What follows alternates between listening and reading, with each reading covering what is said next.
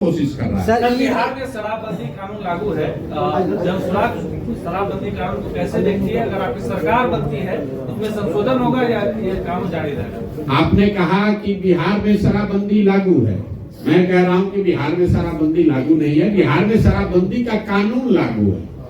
शराबबंदी का कानून जो है इसने सिर्फ शराब की दुकानों को बंद किया है। शराबबंदी कहाँ है? शराब तो हर घर में बिक रही है।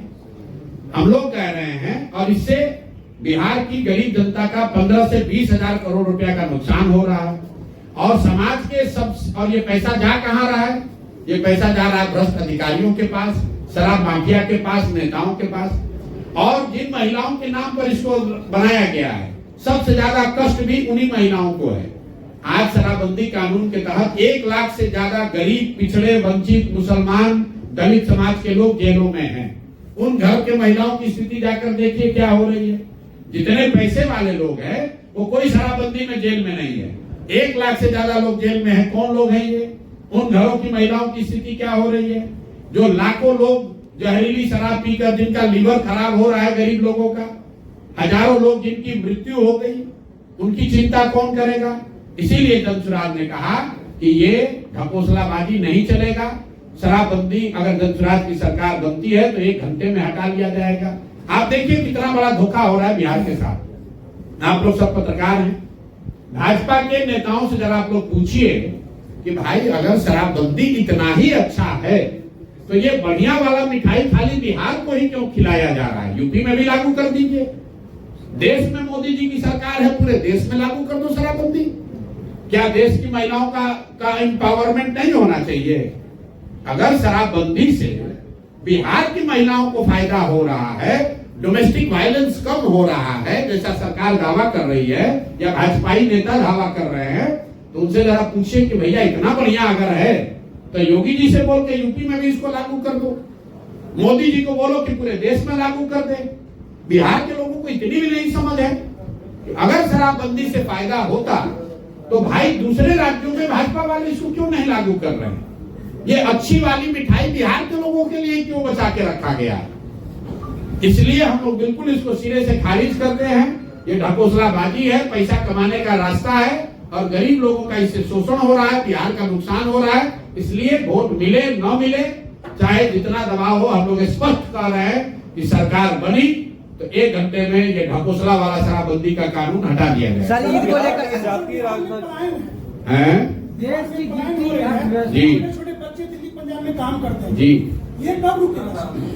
जनसुराज की सरकार बनी तो साल भर में मजबूरी में किया जाने वाला पलायन रुक जाएगा। कैसे रुकेगा ये भी बताया कि पूंजी के पलायन को रोककर बुद्धि का पलायन रोका जाएगा। और जिस दिन पूंजी और बुद्धि का पलायन बिहार से रुक गया उस दिन श्रम का पलायन अपने आप रुक जाएगा। पूंजी के पलायन को रोकने के लिए जो जानकारी आपको दे रहे हैं, बिहार में हर साल बिहार के बैंक 2 लाख करोड़ रुपया से ज्यादा पैसा जो बिहार के लोगों का है वो दूसरे राज्यों में ट्रांसफर कर रहे हैं। ये पूंजी का पलायन है।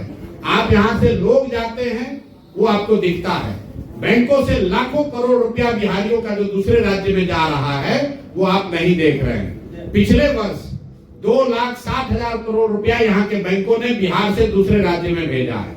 तो पूंजी का पलायन जिस दिन रुकेगा तब बिहार से पलायन रुकेगा। दूसरी बात, पलायन रोकने के लिए हम लोग क्या कह रहे हैं कि मनरेगा को कृषि से जोड़ा जाएगा ताकि कृषि आधारित जो मजदूर हैं, एक और मजदूर हरियाणा पंजाब में जाकर खेती कर रहे हैं और दूसरी ओर यहाँ खेती करने वाले लोगों को मजदूर नहीं मिल रहे हैं। तो हम लोग ये कह रहे हैं कि मनरेगा के किसान को, मनरेगा के तहत मजदूर को किसानी करने वाले से जोड़ा जाएगा।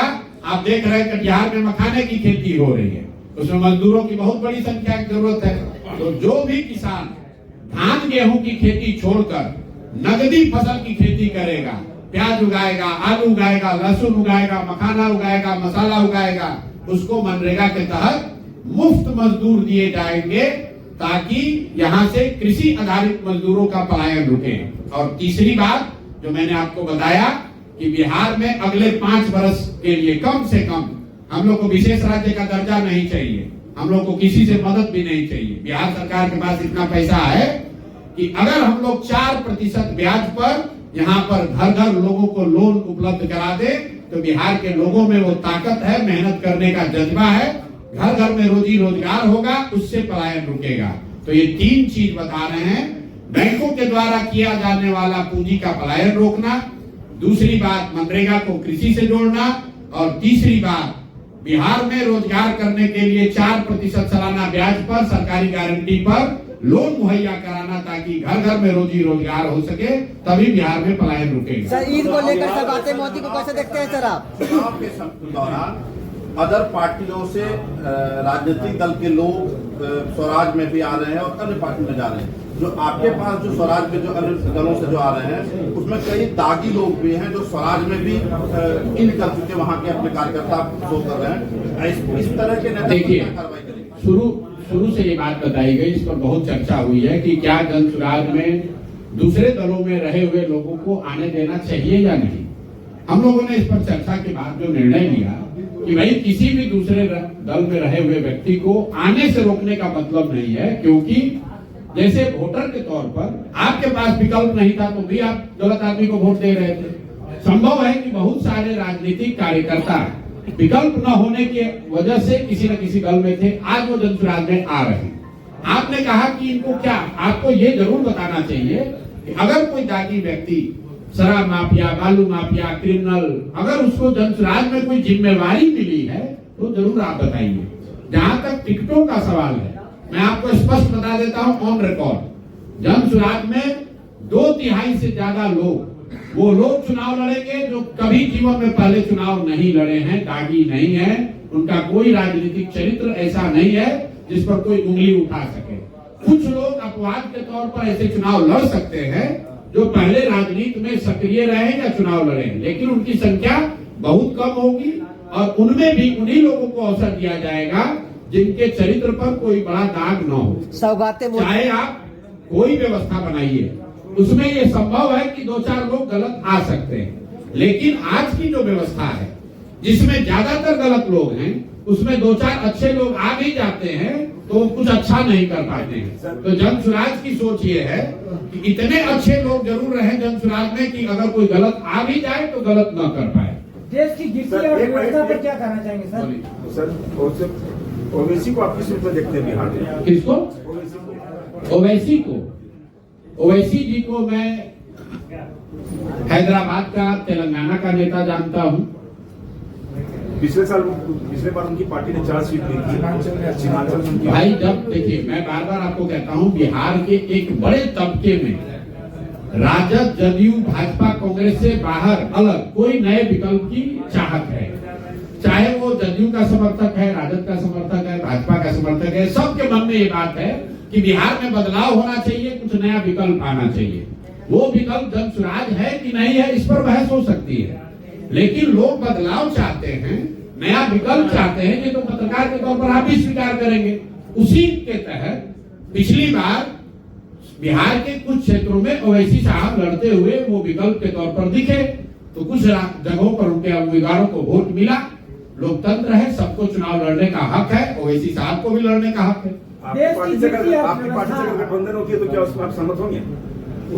ओवैसी की अगर आपकी पार्टी, जब मैंने आपको कह दिया कि गठबंधन हो ही नहीं सकता है तो 243 सीट है, इसके बाहर कोई गठबंधन होता हो तैयार है तो उससे बात की जाएगी। क्या चिराग अगर आपके साथ आते हैं तो क्या उनके साथ? अरे भाई, दुनिया में कोई आ जाए, चिराग आए, दीपक आए, लालटेन आए, हाथ आए, कोई सवाल नहीं है। कितनी बार कहें? सर वो आपको अपना दोस्त, अच्छा मित्र दोस्त मेरे बहुत लोग दोस्त हैं, चिराग मेरे दोस्त हैं, सुलझे हुए व्यक्ति हैं, अच्छे व्यक्ति हैं, देश की युवा नेता हैं, बिहार में जात पात से ऊपर उठकर विकास की बात कर रहे हैं, लेकिन उनकी राजनीति अलग है। वो भाजपा के साथ राजनीति करते हैं, हमारी राजनीति अलग है। कुणाल कामरा कंट्रोवर्सी पे आप कुछ बोलना चाहिएगा, जैसे महाराष्ट्र में जाके है? देखिए, कुणाल कामरा जो हैं वो भी मेरे दोस्त हैं और विदूषक हैं, स्टैंडिंग कॉमेडियन जिसको कहते हैं, स्टैंड अप कॉमेडियन जिसको आप कहते हैं। कुछ बात उन्होंने कही है जिसको लेकर कंट्रोवर्सी हुई है।